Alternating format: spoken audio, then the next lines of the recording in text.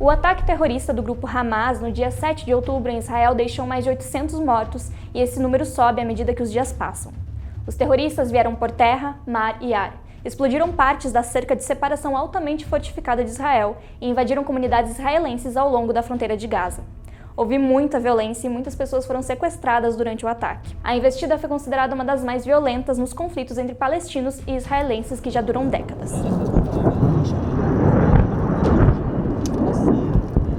No dia seguinte, o gabinete do primeiro-ministro de Israel, Benjamin Netanyahu, informou que o gabinete de segurança declarou o país oficialmente em guerra.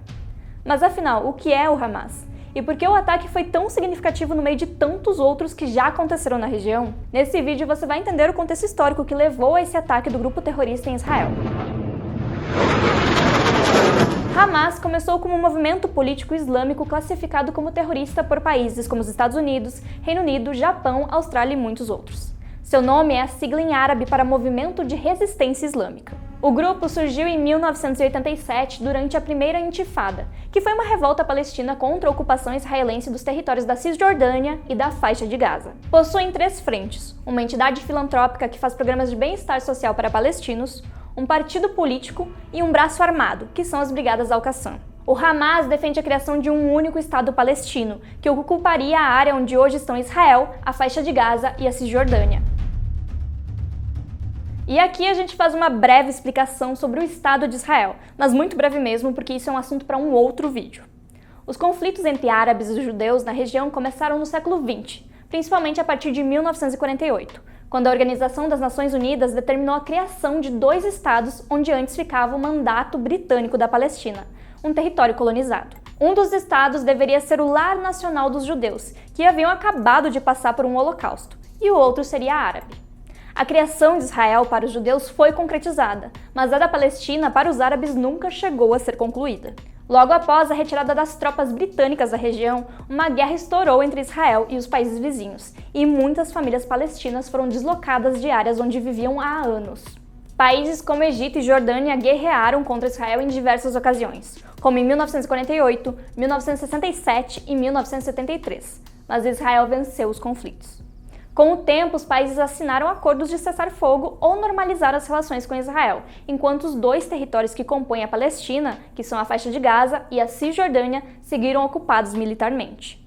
E foi nesse cenário que aconteceu a primeira Intifada e o surgimento do Hamas nos anos 80, que foi crescendo na medida que as tentativas de acordos de paz entre israelenses e palestinos não seguiam em frente.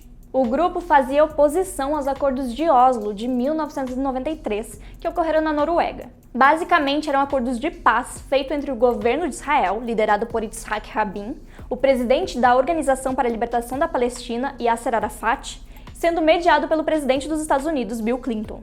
De lá surgiu a criação da Autoridade Palestina, um órgão que garantiria um governo autônomo provisório durante apenas 5 anos, enquanto outras situações eram resolvidas. Mas por que esses acordos não deram certo?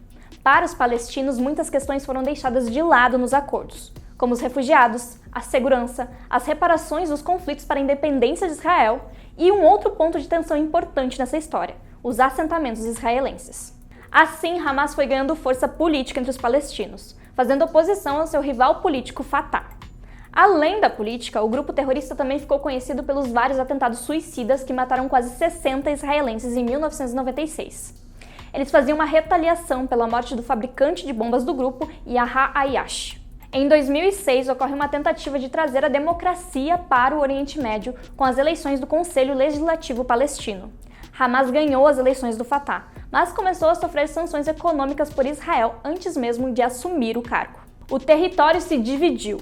A Faixa de Gaza ficou sob o controle de Hamas e a Cisjordânia com Fatah, que é reconhecido como Autoridade Palestina. Logo depois, como repressão, começou-se um cercamento do povo palestino na Faixa de Gaza, feito por Israel e Egito, que continua até hoje. Os bloqueios das fronteiras ocorrem há 17 anos e impedem a população de ter acesso a medicamentos, alimentação e saneamento básico. Hoje, a região é considerada uma prisão a céu aberto por ser marcada por pobreza e superpopulação. Segundo a ONU, 80% da população precisa de ajuda internacional. Todo esse cenário é o que antecede o ataque terrorista do dia 7 de outubro. No dia de Simchat Torah, que é uma data festiva no calendário judaico, os israelenses foram surpreendidos pelo ataque do Hamas. Algo bem inesperado, já que esperava-se que os serviços de inteligência de Israel conseguissem identificar e alertar o exército sobre os ataques com antecedência, principalmente quando a faixa de Gaza estava cercada pelas tropas israelenses. Mas existem outros contextos que ajudam a entender esse ataque e vai muito além do conflito entre Israel e Hamas. Mais recentemente, as tensões aumentaram com violentos protestos palestinos ao longo da fronteira de Gaza. Nas negociações com o Catar, o Egito e as Nações Unidas, o Hamas pressionou por concessões israelenses que poderiam aliviar o bloqueio de 17 anos.